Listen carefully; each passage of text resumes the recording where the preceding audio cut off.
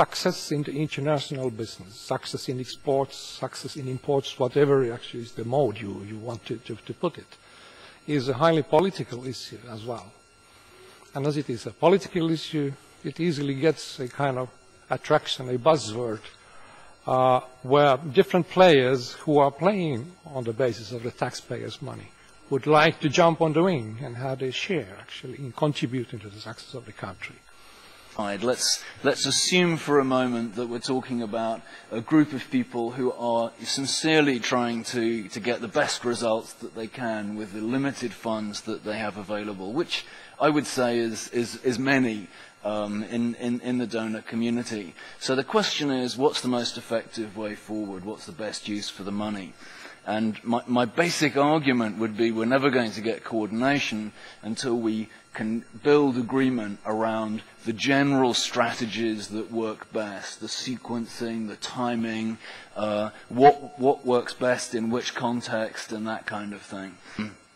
One of the totems of this school of thought is the Doing Business survey of the World Bank, which ranks countries by the ease of doing business in each country.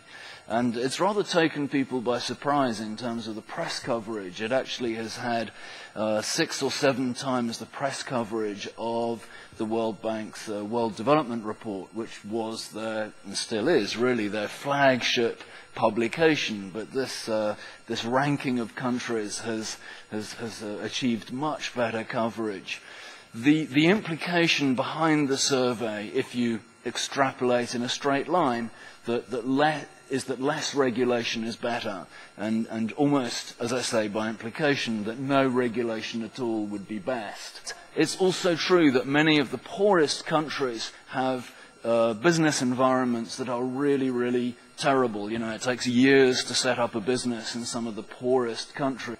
However, on the other side, you've got a loose coalition of people who would say more or less the opposite. They would say, well, what about, for instance, China? China seems to have not really just leveled the playing field and cut red tape. They don't actually feature very high in the Doing Business ranking.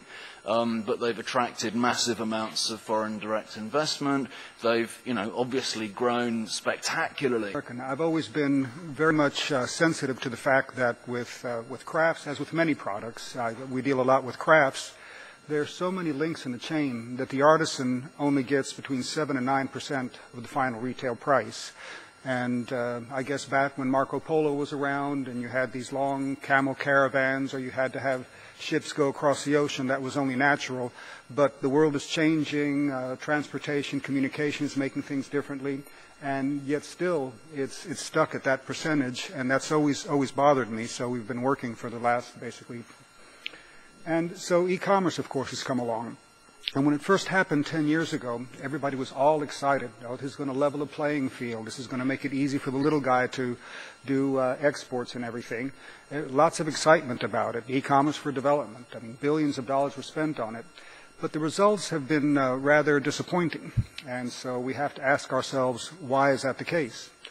Well, in the first place, the e-commerce tools that were first developed were complicated and expensive, and oftentimes depended on being online and high-speed communications, and in many countries that's just not quite the case.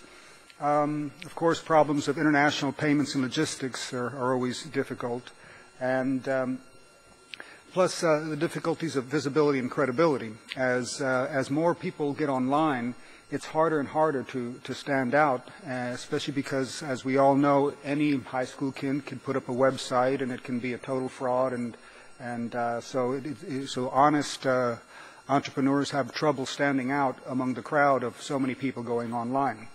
But they had never really done business, so they don't understand how businessmen operate, how basically I'm exaggerating now, but how they play golf and drink martinis and do whatever it takes to develop a relationship, and then once they do that, they can look each other in the eye and shake their hands and say, I can do business with this fellow.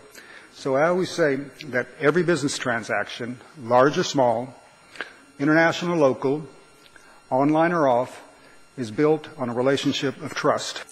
So we've built something called CatGen for Catalog Generator, and individual vendors and individual company can build an online catalog with credit card payment, with PayPal, for B2B or wholesale.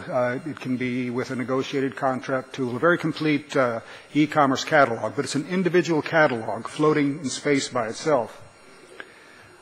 The real magic comes in that CatGen allows trade promotion organizations, or any business, could be a chamber of commerce for that matter, to aggregate many of their member catalogs into a branded meta market, and thereby the meta market maker, the trade promotion organization, can generate the visibility and credibility that's necessary for global e-commerce.